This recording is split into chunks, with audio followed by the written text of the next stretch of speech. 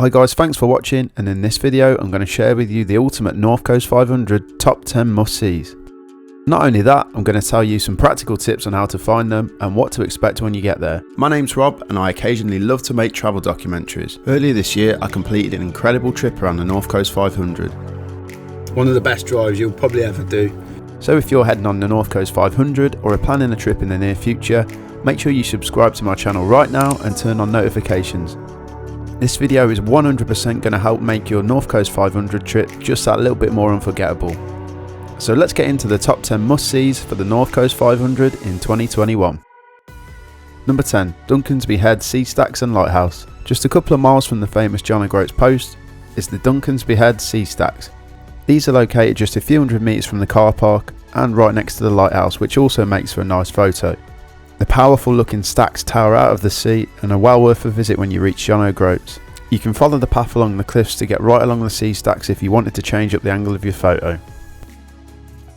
In number 9, just down the road from the Duncansby Head Sea Stacks, is the famous John O'Groats post. I'm on top of the country, man. I'm literally stood on top of the country and it's pretty glorious. Now it's a little bit cliche, but when you reach John O'Groats you have to get your photo next to the John O'Groats post. Let's be honest, did you even go there if you haven't got the photo to prove it? So in the busy months there may be a short queue, but I'm sure it'll be worth it for your Instagram. There's also a great cafe right on the front that serves unbelievably good locally baked cakes and brownies. The gift shops here, in particular the Christmas shop, is also worth a visit. Number 8 on the North Coast 500 must-sees for 2021 is the Fairy Glen Falls. Now the Black Isle is an area just north of Inverness that is often missed on the North Coast 500. However, there are some really cool places to visit, such as the Chanonry Lighthouse, famous for its dolphin spotting, and the magical Fairy Glen Falls. The falls are easily accessed via the car park and offer a beautiful walk through some picturesque Scottish woodland. The main attraction is at the end of the trail with numerous spectacular waterfalls, and don't forget to keep going right to the end up the steps to reach the last and the best of the falls. If you're passing near Inverness or going this way, I would 100% recommend a trip here. So we're just walking back to the car. The Fairy Glen was just pretty epic, to be honest. I think Jazz has just said like the best waterfall we've seen in the whole of the UK. We haven't seen many, but that was awesome. Now for number 7, Highland cows. The Highland cow, or coo, is one of them iconic animals you'll see on fridge magnets, mugs and paintings in gift shops across the Highlands. A road trip on the North Coast 500 wouldn't be complete without stopping to see these friendly beasts. Although they can be spotted in a few places along the journey, we found the easiest and most accessible place to see them was at Brora Beach. Brora Beach is just north of Dornoch, and the car park for Brora is shared with the golf course which runs adjacent to the beach. So here you're going to find a small herd of Highland cows taking in the wonderful views right across the sea. You can get some great photos of them here, but just remember not to get too close and make sure dogs and little ones are kept on a lead.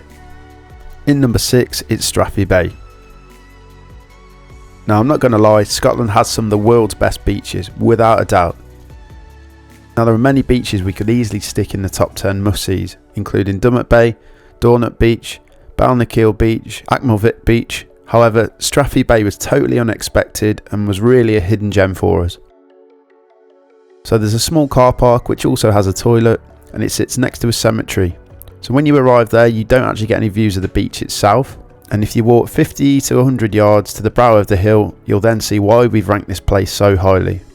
Not only that, when we visited, we were literally the only people there, and it felt so special to have this incredible place to ourselves. The water's an incredible turquoise blue, the sea looks really powerful, and the sand is white. Honestly, it ticks all the boxes for a picture perfect Scottish beach. And if you're doing the North Coast 500, you've got to stop and see this place. In number 5, the Kylesku Bridge. So this is one of those iconic stops on the North Coast 500. Now don't get me wrong, the bridge itself looks to be a great feat of engineering, but it's the location that really sells it. Plenty of parking here, and the best photo can be taken by crossing the road opposite the car park and climbing up the steep bank to get an aerial shot down across the bridge. If you're going to do this though, just be careful of the oncoming traffic. And just around the corner from the Kylesku Bridge is our number 4, the Wailing Widow Waterfalls. Conveniently located just 10 minutes from the Kylesku Bridge is the majestic Wailing Widow Falls. This 50-foot waterfall spills out of the immense Loch into a rocky-filled canyon. It makes for some spectacular photos, and if you're lucky enough to own a drone, this place is a dream. So you can actually view the falls from above or below. If you're going from above, park near the Loch pull in and walk over to it. But just be careful, there's a lot of bog and peat to contend with, and once you get near the edge, it does get a bit ropey. If you're in the waterfall from the bottom, there's a signpost small car park. Make sure you approach from the left of the stream along the rocky path. This isn't very accessible to anyone that has walking difficulties and will involve a small amount of scrambling. And number 3, Castle Sinclair. So there's nothing that says Scotland like a good old castle, and along the North Coast 500 there are plenty to visit. Our favourite was Castle Sinclair, located just outside the Wick, which is an absolute must see. Castle Sinclair is epic in every single way. It takes about 10 minutes to walk from the car parking area, and you can access various parts of the castle. There's also a small cove to the right of the castle, which is often visited by seals. We've also heard there's been dolphins and orcas passing by, so just keep your eyes peeled. In number 2 of the North Coast 500 must-sees for 2021, we've put Sango Sands Bay. This part of the NC500 is nothing short of spectacular. Sango Sands Bay itself is stunning, with white sands, blue seas and postcard pictures to be taken from every angle. Not only that, it's just around the corner from Smoo Cave, which is also worth a visit. Between Smoo Cave and Sango Sands is an incredible cheese toasty van. We got our pitch down at the campsite. We were going to walk down to the beach. Instead, we drove up to this place that sells cheese toasties at the side of the road, and they look absolutely incredible. And there's also this laundrette machine device at the side of the road. This is like pretty much the halfway point of the NC500.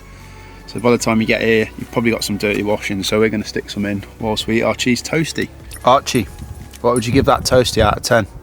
Woof, if it was 10 out of 10. Yeah, 10 out of 10 for the toasty. And wait, it gets better. The other side of Sango Sands is the world famous Cocoa Mountain, where you can buy the world's best hot chocolate and enjoy it on the magnificent Bealach beach. So last but not least is the Bealach Pass. This epic and windy mountain pass feels like a mini North Coast 500 within the North Coast 500. With tight turns, steep climbs and spectacular views, the Bealach Pass is a must-see and a must-do when completing your North Coast 500 trip. Just on the top of the Bealach Pass, have I said it right? Sounds like you're saying us casting a spell. We're on the top of the Bealach Pass, and I don't think my mum would really enjoy this. To say they're overlooking a steep cliff on the one side would be a little bit of an understatement, but we're doing all right. I think we've just got over the weird snaky bit that you see on all the Instagram photos. And now we're in the clouds. And we're literally in the clouds. So when driving, just take your time, be patient and make use of the many passing places. Depending on which way you do the pass, you may end up in the small village of Applecross, which is great to grab some lunch or a coffee before moving on. We ended up doing the pass both ways before heading on to the Isle of Skye. So either way, enjoy the experience and do not be put off by the scary looking roads. So there we have it, the top 10 must-sees on the North Coast 500 in 2021. Don't get me wrong, there are many places we could have added to this list, but ultimately we had to pick our favourite top 10. We hope you've enjoyed the video and we hope it's helped you decide some of the places you'd like to visit on your trip. And like I've said in my other videos, the North Coast 500 is a trip of a lifetime, so make sure you plan and book ahead. If you've enjoyed this video, please subscribe to my channel and check out my other North Coast 500 videos where you might just pick up 1 or 2 tips. I've also made a free anti-clockwise itinerary including all the stop-offs, accommodation and activities we did in our trip earlier this year. There's a link to that in the description to access it completely free of charge. And we've got plenty more videos coming up soon, so thanks for watching and we'll see you in the next one.